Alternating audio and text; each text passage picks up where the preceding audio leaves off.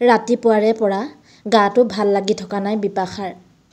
নকৰিলে নহয় বাবে ৰাতিপুৱাৰ দৈনন্দিন কামখিনি কৰি গৈছে তাই। প্ৰকাশ অফিচলৈ যাবলৈ ওলাই বিপাশাক কৈছে, এইকেইদিন বহুত কষ্ট হ'ল তোমাৰ। দৰকাৰী কামখিনি কৰি অলপ ৰেষ্ট ল'বা। মই মিটিং শেষ কৰিয়েই সোনকালে আহিবলৈ চেষ্টা কৰিম। আজি বিপাশাৰ প্ৰকাশক আগবঢ়াবলৈ তললৈ যাবলৈ মন নগ'ল।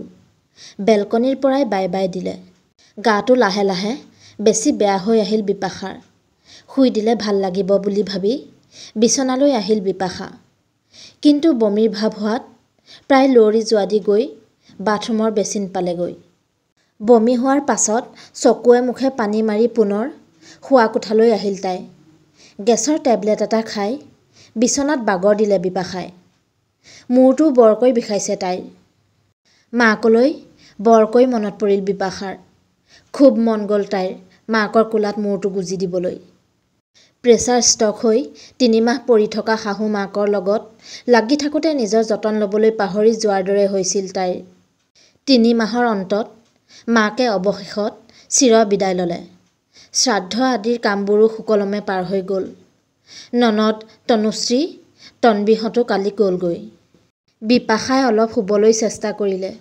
তেনেকুৱাতে কাষতে থকা ফোনটো বাজি উঠিল। অ' মা, কোৱা, ঠিকে আছনে মাজনী? তোলৈ বৰকৈ মনত পৰিল অ'।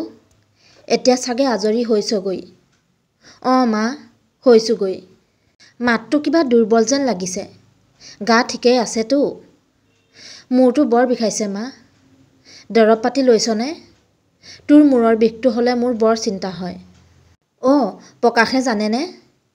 বিদেশী কোম্পানী এটাৰ কেইজনমান লোকৰ লগত জৰুৰী মিটিং এখন আছে তেওঁৰ। সোনকালে আহিব চাগে। মিটিং শেষ কৰি বুলবুলিকে কচোন মূৰটো মালিচ কৰি দিবলৈ। মা, তুমি মিছাই ইমান টেনশ্যন লৈছা। আৰাম কৰিলেই ভাল পাম। বুলবুলিয়ে ৰাতিটো পঢ়ে যে, এতিয়া অলপ শুইছে। তেতিয়াহ'লে এতিয়া নিতাল মাৰি তয়ো অকণমান শুই ল। ফোন ৰাখোঁ দে। মা, তুমি আজৰি হ'লানে? হৈছোঁ আৰু, দুটামান কাম আছে। ভাবিলোঁ তোলৈ ফোন এটা কৰি লওঁ। এতিয়া অলপ চকু দুটা মুদি আৰাম কৰচোন, ভাল পাবি।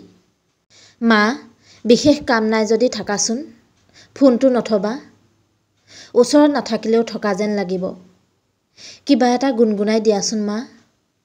মই সৰু থাকোঁতে যে গোৱা গানটো। গাইছোঁ বাৰু, তই চকু দুটা মুদি থাক।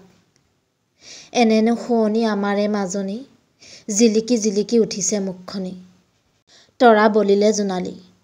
অ', তৰা বলিলে জোনালী, তুমি আছা মোৰে বুকুৰে মাজতে। তুমিয়ে উজ্জ্বলি আছা চকুৰে মণিতে। থাকিব পাৰিবা জানো সদায়ে উমলি? তৰা বলিলে জোনালী। শুনি গৈছে বিপাশাই একান্ত মনে। মাকৰ কণ্ঠ এতিয়াও আগৰ দৰেই সুন্দৰ হৈ আছে। আৱেগত দুধাৰি লোটক বৈ আহিল বিপাশাৰ। মূৰৰ বিষটো লাহে লাহে নাইকিয়া হৈছে। পৰম তৃপ্তিত চকুজুৰি মুঠ খাই আহিল বিপাশাৰ। হেল্ল' মাজনী, শুনিছনে?